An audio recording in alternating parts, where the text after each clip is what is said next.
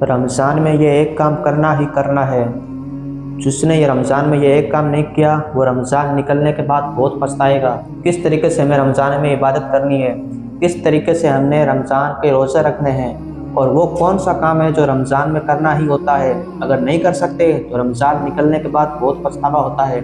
चलिए आज वही काम हम सुनेंगे मुफ्ती साहब की ज़ुबानी। आज का वीडियो स्टार्ट करते हैं जो एक रमज़ान के टॉपिक पे है। वैसे भी अब 2 दिन के बाद रमज़ान आने वाला है। रमज़ान आने से पहले हमें यह एक काम कर लेना है। चलिए आज का वीडियो में सीख लेते हैं वो कौन सा काम है।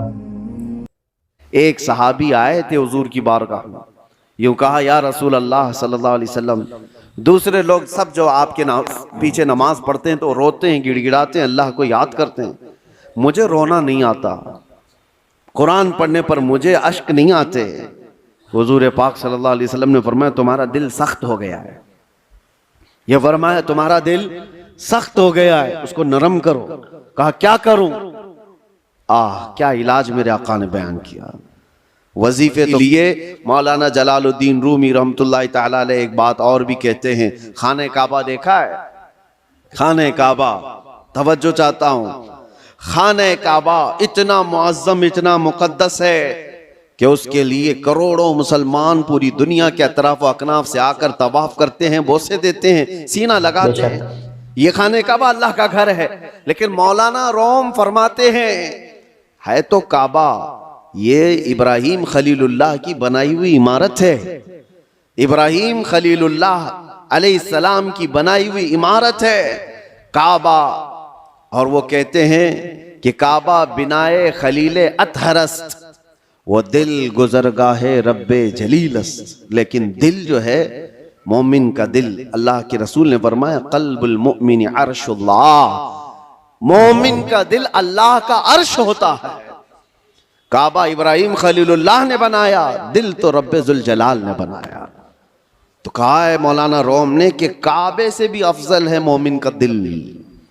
काबे की बेहुरमती उससे बढ़ करके मोमिन के दिल की बेहुरमती है। मोमिन के दिल का मकाम और भी बुलंद किया गया। इसीलिए मेरे अजीजों, हुजूर पाक सल्लल्लाहु तआला अलैहि वसल्लम ने जो फरमाया, इत्तकू फिरासतल मुमिनी फइन्नहु यंजुरु बिनूरिल्लाह, इसका मतलब क्या है? हुजूर ने फरमाया, मोमिन की फिरासत से डरो, इसलिए कि जब वो देखता है तो अल्लाह के नूर से देखता है। ये किसके लिए फरमाया गया? वो मोमिन सालेह जिसका दिल पाक है। होता क्या है मैं आपको बताऊं, जिसका दिल पाक है, औलिया कामिलीन की बारगाहों में जाने के वक्त होता क्या है,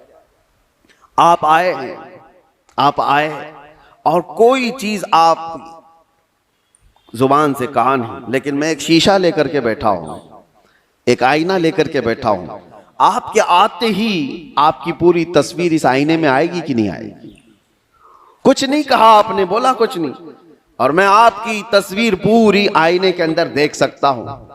बुजुर्गाने दीन के दिलों का मामला ऐसा ही है, वो इतना पाक दिल होता है, जो भी सामने जाता है उसके दिल की सारी तस्वीर उनके दिल पर छप जाती है।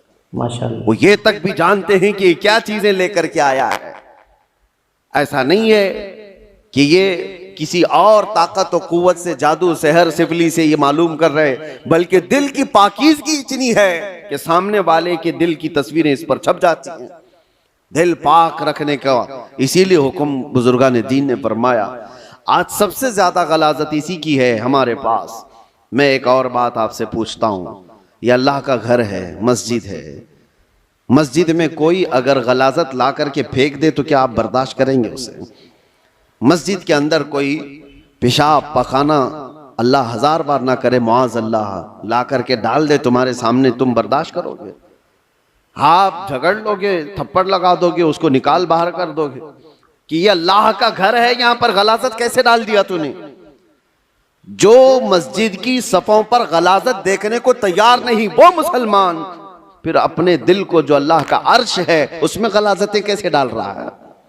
खुद से तो डाल रहा है। न जाने किसकी किसकी मोहब्बत, न जाने कौन कौन से गलीज सोचे उसने दिल में डाल रखा। इसीलिए हजरत साबिर कलियरी रहमतुल्लाह तआला अलैह फरमाया करते, एक दिल है उसमें दो चीजें नहीं आ सकती, या तो अल्लाह की मोहब्बत आएगी या तो फिर इंसानों की। अल्लाह रसूल की मोहब्बत होगी या तो फिर इंसानों की, दुनिया की। दुनिया की मोहब्बत और अल्लाह की मोहब्बत एक साथ दिल के अंदर नहीं आ सकते। तो तुम ये फैसला करो बिल्कुल सही किस चीज को फरमाया। तुमने जगह दे रखा है, अपने दिल को किसके लिए खोल रखा है। मेरे अजीजों, और एक इलाज की तरफ मैं आपको लेकर चलता हूं। अल्लाह के रसूल सल्लल्लाहु ताला अलैहि वसल्लम के पास एक सहाबी आए। एक अलामत और भी मैं आपको बताऊं, नमाज पढ़ते हैं, जैसे अभी मैंने कहा दिल के काले होने की अलामत यह है कि मस्जिद में ज्यादा देर दिल नहीं करता, नमाजों का वक्त हो जाए तो तबीयत भारी लगने लगे, उसे इबादतों की तरफ शौक नहीं लगता, ये दिल के उसके सिया होने की अलामत। इसी तरह से जब कुरान की तिलावत होती है ना, तो पाक दिल वाले की आंखों से आंसू आ जाते हैं। साफ दिल वाला नमाजों में माह हो जाता है, डूब जाता है। और दिल के अंदर अगर गुनाहों का बोझ हो तो नमाज भी भारी। वो पीछे से चिल्लाने लग जाए, इमाम साहब कितनी लंबी किरात करते हैं यार, ये तो दुआएं कितनी लंबी लंबी मांगते हैं, हमारा काम धंधा है। तुम्हारा दिल का बोझ है जो तुम 3 घंटे 4 घंटे मैच देखने पर ये नहीं कहते कि कितना लंबा चल रहा है, फिल्में देखने पर कभी ये नहीं कहते, लेकिन मस्जिद में 10 मिनट से ज्यादा की अगर जमात हो जाए तो ये बेचैनी और बेकरारी क्यों बढ़ जाती है। आपको पता है वो सहाबा इकराम जब नमाज पढ़ाते थे, हजरत मुआज इब्न जबल फजर की नमाज में उन्होंने पूरे सूरह बकरा पढ़ा दी थी। सूरह बकरा 2.5 पारे की है, आप 2.5 सफा नहीं सुन पाओगे। 2.5 पारे तकरीबन उन्होंने पूरे फजर की नमाज में पढ़ा दी। वो सहाबा माँ होते थे सुनने में। अब जिस बात के लिए मैं ये कह रहा हूं, नमाजों में अगर बेचैनी और बेकरारी बढ़ गई है तो क्या करना चाहिए। एक सहाबी आए थे हुजूर की बारगाह में, यूं कहा, या रसूल अल्लाह सल्लल्लाहु अलैहि वसल्लम, दूसरे लोग सब जो आपके पीछे नमाज पढ़ते हैं तो रोते हैं, गिड़गिड़ाते हैं, अल्लाह को याद करते हैं, मुझे रोना नहीं आता, कुरान पढ़ने पर मुझे अश्क नहीं आते। हुजूर पाक सल्लल्लाहु अलैहि वसल्लम ने फरमाया तुम्हारा दिल सख्त हो गया है। यह फरमाया तुम्हारा दिल सख्त हो गया है, उसको नरम करो। कहा क्या करूं? क्या इलाज मेरे आका ने बयान किया। वजीफे तो करते ही रहते हैं। हुजूर पाक सल्लल्लाहु ताला अलैहि वसल्लम फरमाते हैं जाओ किसी यतीम बच्चे के सर पर हाथ फेरो, अल्लाह दिल नरम कर देगा। एक इलाज ये भी मेरे आका ने फरमाया, यतीमों के लिए दिल में अपने एहसास पैदा करो, दिल नरम हो जाएगा। आज सच बताता हूं मेरे अजीजों, ढूंढो हजारों ऐसे गुरबा और मसाकीन जिनकी आंखों को पोंछने वाला कोई नहीं, जिनकी ठंडी और गर्मियों के सिलसिले में कोई देखने वाला नहीं। उन बच्चों के लिए अगर एहसास भी दिल के अंदर हो, एक आंसू भी का कतरा भी निकले तो तुम्हारा दिल नरम हो जाएगा। आपको पता है जब कभी मैं उन फिलिस्तीन के बच्चों को देखता हूँ, रमजान आए, ईद आए तो अपने वालिदैन की कब्रों पर जाकर बैठ जाते हैं, और कोई बच्चा अपने बाप को पुकार रहा होता है कि बाबा मुझे सुन रहे हो, आज ईद का दिन है, कोई कपड़े पहनाने वाला नहीं। तो ये ज़माने रसूल याद आता है। ये वो यतीम है कि अगर मेरे आका के ज़माने में पुकारे होते तो मेरे आका कंधों पर बिठा लेते थे। आज उम्मत पर कुछ एहसास नहीं होता। उनकी चीखें, उनकी पुकार को सुन करके सब हम अपने अपने ऐश में मसरूफ रहते हैं।